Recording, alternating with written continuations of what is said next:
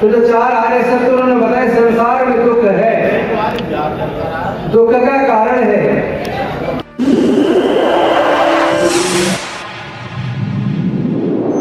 इस news channel पर जो भी वक्ता ने कहा वो उसकी अपनी राय है, जिसकी पुष्टि नेशन न्यूज इंडिया नहीं करता। धन्यवाद। कारण का निवारण है और निवारण के लिए उपाय है। तो अगर आज बहुजन समाज के इन मुद्दों की बात करूं, जिन मुद्दों पर वी द पीपल पैगाम आज ये कॉन्फ्रेंस कर रही है, पूरे देश के अंदर लाखों बहुजन समाज के लोग अलग अलग संगठनों के माध्यम से इन मुद्दों को लेकर लड़ाई लड़ रहे, जो मुद्दे सामने आपके सामने लिखे हुए हैं।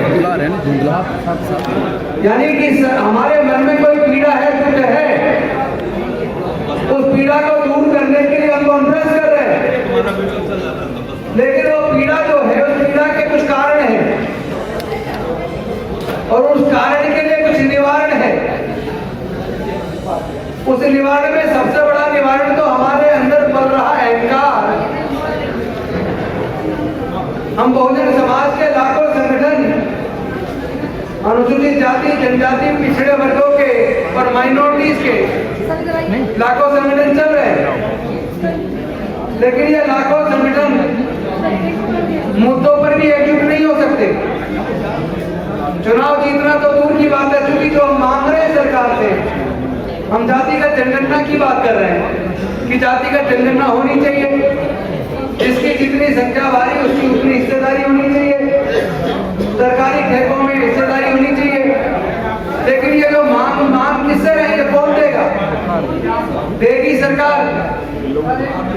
और जाति के जनगणना जो बिहार की सरकार ने जो की, जिसके आंकड़े जाहिर हुए, उससे ये तो बात स्पष्ट होगी कि स्वर्ण जाति के लोग पूरे देश में केवल 10% हैं और 10% के लोगों को बिना मांगे सब कुछ मिल रहा है और 90% लोग जगह जगह अलग अलग तरीके से अपना अधिकार मांग रहे हैं।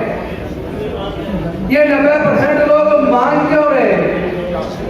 ये 90% लोग तो देने वाले बन सकते हैं। 90% लोग प्रजातंत्र में वोट से हुक्मरान बन सकते हैं, लेकिन धर्म के नाम पर इनको अफीम चटाकर, इनको बेवकूफ बनाकर इनको कह दिया गया है कि तुम तो संभालो धर्म की रक्षा की जिम्मेदारी और देश का कारोबार और सत्ता संभालेंगे हम 10% लोग। जब हमारे 90% लोग धर्म को बचाने की ठेकेदारी ले रहे हैं, तो फिर इस न्याय की लड़ाई को लड़ेगा कौन? आज एक ऐसा काला दिन है, मैं एक बात बता रहा हूँ, आज की घटना, जिससे आपको सबक लेना पड़ेगा कि खेत किस हद तक बिगड़ चुका है, उसको सुधारने के लिए भी फिर बड़े पैमाने पर तैयारी करनी है।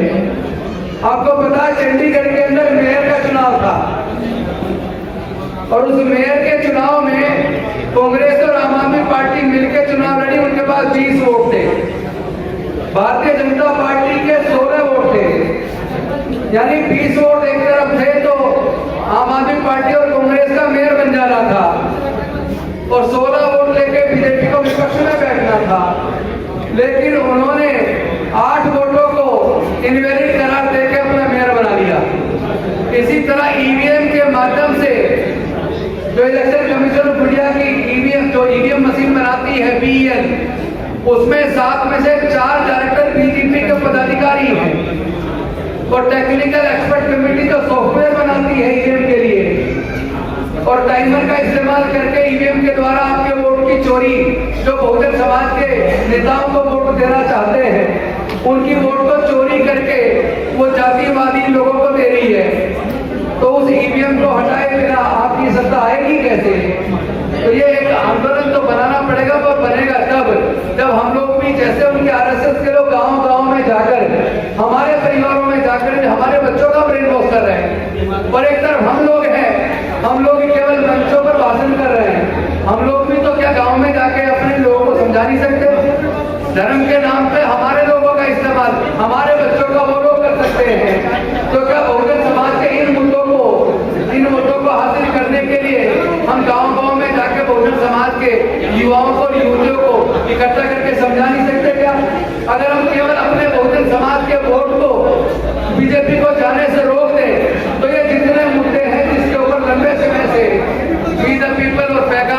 अनेकों कॉन्फ्रेंस इसी ऑडिटोरियम में इसी हॉल में कर चुका है, यहीं पे कर चुका और कई जगह अलग अलग पूरे देश के हिस्से में कर चुका है। लाखों संगठन अलग अलग देश के हिस्से में कर रहे हैं, उसके बावजूद हमें सफलता क्यों नहीं मिल रही है?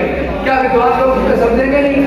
अभी लक्ष्मण यादव बोल के गए, मार्गदर्शन तो उन्होंने कर दिया, रतन लाल भी कर देंगे, इससे पहले जति जी भी कर चुके, लेकिन मार्गदर्शन तो हम वर्षों से कर रहे हैं। आप हमें बुलाते हो, हम मार्गदर्शन करते हैं, करके चले जाते हैं, इसको जमीन पे कब उतारेंगे?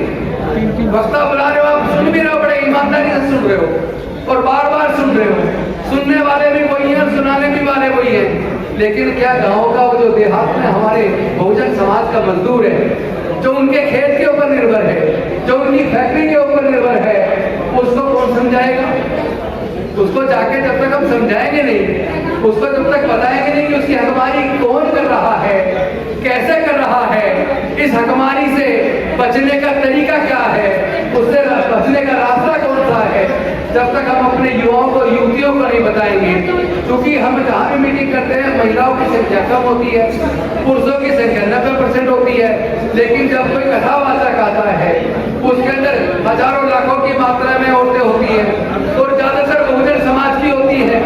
तो उस मनुवादी व्यवस्था को हमारे बच्चे भी सीख रहे, हमारी पत्नियां भी सीख रही हैं और बच्चों के अंदर संस्कार डालने का काम औरतें करती है, क्योंकि घर औरत संभालती है। लेकिन हमारा पुरुष एक दूसरे को भाषण दे रहा, मार्गदर्शन कर रहा है, अपने घर में बैठकर अपनी पत्नी का, बेटी का, बेटे का, अपने बच्चों का मार्गदर्शन नहीं कर रहा है, अपने बच्चों को उस धर्म की अफीम से बाहर नहीं निकाल रहा है, अपने बच्चों को जागरूक नहीं कर रहा है और छोटी छोटी कुर्सियों की लड़ाई में हम लड़ रहे हैं। एमएलए बन जाए, काउंसलर बन जाए, मेरा टिकट ना कट जाए, अरे टिकट मिल भी जाएगा, जीत भी जाओगे, मंत्री भी बन जाओगे, लेकिन उसके बाद भी कुर्सी पर रह के अपने बहुजन समाज के लोगों का काम नहीं कर सकते।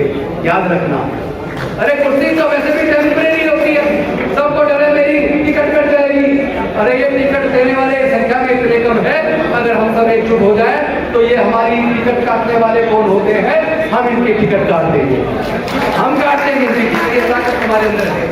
लेकिन जब तक हम एकजुट नहीं होंगे तब तक इसी तरह उत्पीड़न चलता रहेगा। शिक्षा महंगी करके हमारे लोगों से वो शिक्षा छीन चुके हैं, सार्वजनिक उपक्रमों को बेचकर सरकारी नौकरी छीन चुके हैं, पर हमारे पास बोलने की ताकत तो पढ़ाई से ही आई थी, नौकरी से आई थी, दोबारा से हमारी जुबान बंद कर दी गई है। लेकिन बड़े दुख के साथ, पीड़ा के साथ कह रहा हूँ, केवल बोलने से, भाषण देने से काम नहीं चलेगा, रोड पे उतरना पड़ेगा, रोड पे उतरना पड़ेगा। मार्गदर्शन तो आप बाबा साहेब का पूरा वॉल्यूम पढ़ लीजिए, मन्ना और कांचीराम साहब की सारी स्पीचेस सुन लीजिए, बहुत ज्यादा भाषण की जरूरत नहीं पड़ेगी। लेकिन जो हम बोलते हैं, पढ़ते हैं, अपने महापुरुषों के उस मार्गदर्शन को कम से कम अपने आचरण में तो उतारो। अगर हम आचरण में नहीं उतारेंगे तो बार बार फेल होते रहेंगे। कुर्सियां तो वो तब भी मिलेंगी क्योंकि रिजर्वेशन बाबा साहेब दे गए, तो जो रिजर्वेशन से कुर्सी मिलनी है हमारे बेटे को नहीं मिलेगी, किसी दूसरे भाई के बेटे को मिल जाएगी। कुर्सी तो मिलेगी क्योंकि रिजर्वेशन है, लेकिन जहाँ जहाँ रिजर्वेशन खत्म हो गया वहाँ तो आपका आगे बढ़ने का रास्ता खत्म है। लेकिन हम अगर एकजुट होकर इस लड़ाई को लड़ेंगे तो हम जीत सकते हैं और ये सारे मुद्दे हमारे हल हो सकते हैं। असंभव कुछ भी नहीं है, बस एक ही चीज की जरूरत है, किसी भी तरीके से अपने अहंकार को कम करो, अपने नेताओं का क्रिटिसाइज करना बंद करो, अपने संगठनों का क्रिटिसाइज करना बंद करो, अपने संगठन चलाने वाले, नेतृत्व करने वाले सामाजिक कार्यकर्ताओं का क्रिटिसाइज करना बंद करो। पर एकजुटता अगर वैसे नहीं ला सकते, कम से कम मुद्दों पे तो एकजुटता ले आओ। ये जो मुद्दे लिखे हुए हैं बैनर में, इस पे तो कम से कम एकजुटता ले आओ। हम लोग एकजुट हो जाएंगे तो सारे बीमारियों का अंत हो जाएगा, और अगर हम एकजुट नहीं होंगे तो टुकड़ों में लड़ाई लड़के कभी इस लड़ाई को हम जीत नहीं पाएंगे। वो जो कह रहा है बार चाहते पार, उसमें इतना कॉन्फिडेंस आता कहाँ से है? वो कॉन्फिडेंस उसको ईवीएम से आता है, वो कॉन्फिडेंस उसको हमारी बेवकूफी से आता है, वो कॉन्फिडेंस इस बहुजन समाज के बिखरेपन से आता है। इस बिखरेपन को खत्म कर आपस में एकजुटता रहिए, हमारी जीत होगी। सबका मंगल हो। बहुत बहुत धन्यवाद।